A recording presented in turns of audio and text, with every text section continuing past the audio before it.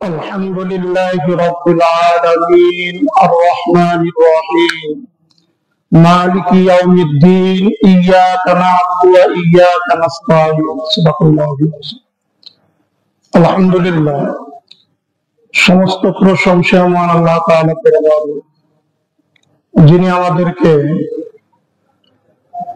বাদশাহ আল্লাহর মসজিদে কোরআনের আলোচনায় বসার তৌফিক দান করেছেন। আমরা সকলেই শুকরিয়া তাআলা বলি আলহামদুলিল্লাহ। তোমার যে সাহাবীরা মহান আল্লাহ তাআলার কালাম, যেভাবে আল্লাহ তাআলা সারা পৃথিবীর উপর তার সৃষ্টির উপর তিনি খালেক, সর্বোচ্চ সম্মানিত, তার কিতাব দুনিয়ার সমস্ত কিতাবের চেয়ে কি শ্রেষ্ঠ, এবং এই কিতাব কিয়ামত পর্যন্ত মুসলিম উম্মাতে ইহকাল এবং পরকালের জন্য মুক্তির পথ দেখাবে।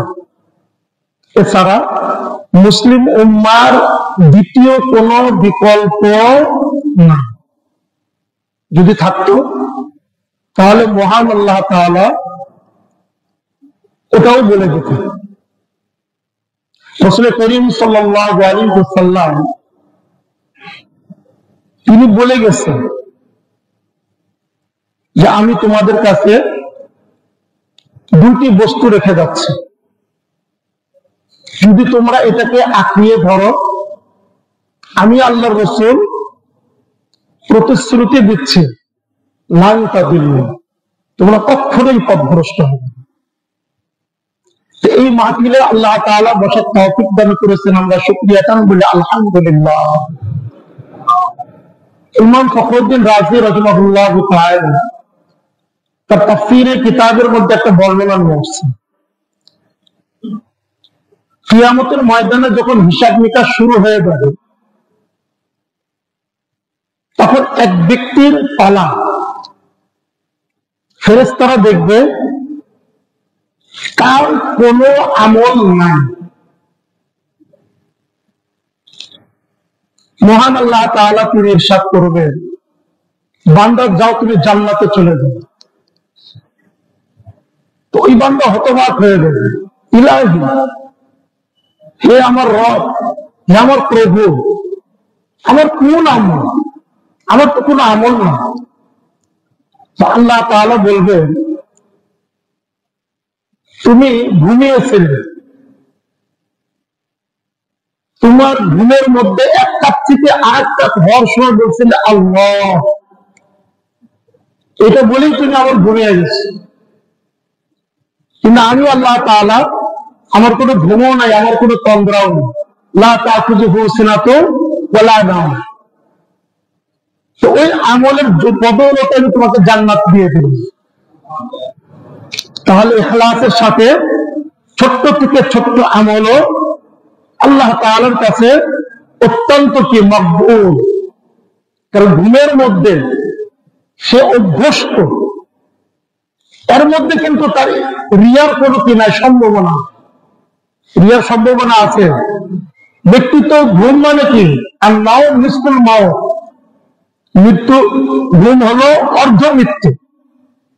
ওই সময় যে আল্লাহ বলছে বেরিয়া আমল, তার মানে বেরিয়া আমল হলো ইখলাস। তো আল্লাহ তাআলার দরবারে ওটা কবুল হয়ে গেছে। ইমাম ফখরুদ্দিন রাজি রাহিমাহুল্লাহ তাআলা তার তাফসীরের কিতাবের মধ্যে এই বর্ণনা নিয়ে আসছেন। নিয়ে এসে উনি এক এক করে এটাকে পরিষ্কার করেছে। এখান থেকে আমরা কি পেলাম, একটা একটা করে বর্ণনা নিয়ে আসছে। তো মহান আল্লাহ তাআলা দরবারে অশেষ শুকরিয়া যে আল্লাহ তাআলা এই জামানাতে আমাকে ইবাদত করার তৌফিক দান করতেছে। কারণ বর্তমান অবস্থা হলো কুফফার গোষ্ঠীর যে বর্বরতা ঘূর্ণিঝড়ের মতো ধেয়ে আসতেছে। চতুর্দিকে কিন্তু তাদের তাণ্ডব শুরু হয়ে গেছে। আল্লাহ রসুল যা বলে গেছেন প্রত্যেকটার কি অবস্থা পরিষ্কার, শুধু একমাত্র আমরা মুসলিম উম্মাহ একেবারেই কি গাফেল, ঘুমিয়ে আছে।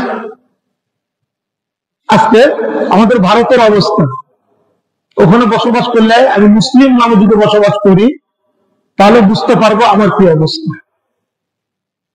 হ্যাঁ, আমি যদি হকের উপর না হই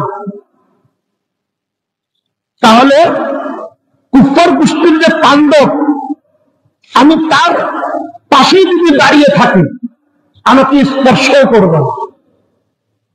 আমি যদি হক না হই, বাতিল হই, নামে মুসলমান, বাতিল। বর্তমান ইসরায়েল কি অবস্থা করতেছে, ভারত আর ইসরায়েল মিলিত গাজায় মারাকে সৈন্য, গাজায় ইসরায়েলে হয়তো মুসলিম উম্মাহকে হত্যা করতেছে। সেই ইসরায়েলে মসজিদের অনুমতি দিছে, মসজিদ হয়ে গেছে, 5 ওয়াক্ত নামাজও হচ্ছে। কি সম্ভব? গাজায় যে অবস্থা করতেছে, সারা বিশ্বে যে অবস্থা করতেছে, সেই ইসরায়েলে মসজিদ হওয়া, অনুমতি দেওয়া, 5 ওয়াক্ত নামাজ হচ্ছে, মানে কি? কাদিয়ানি মসজিদ। কি মসজিদ? কাদিয়ানি মসজিদ। ইসলামের ক্ষতির মধ্যে যতগুলি আছে তার মধ্যে একটা হলো কাদিয়ানি দল। একটা হলো কি? কাদিয়ানি দল। লা ইলাহা ইল্লাল্লাহ এটা মানি, মুহাম্মদুর রাসূলুল্লাহ মানি, মানলেও খাতামুন নবিয়্যিন তিনি শ্রেষ্ঠ, এটা আমরা মানি। তোমাদের সাহাবীদের এই অবস্থায় আমরা একেবারেই গাফেল, একেবারে গাফেল। আমি মনে করতেছি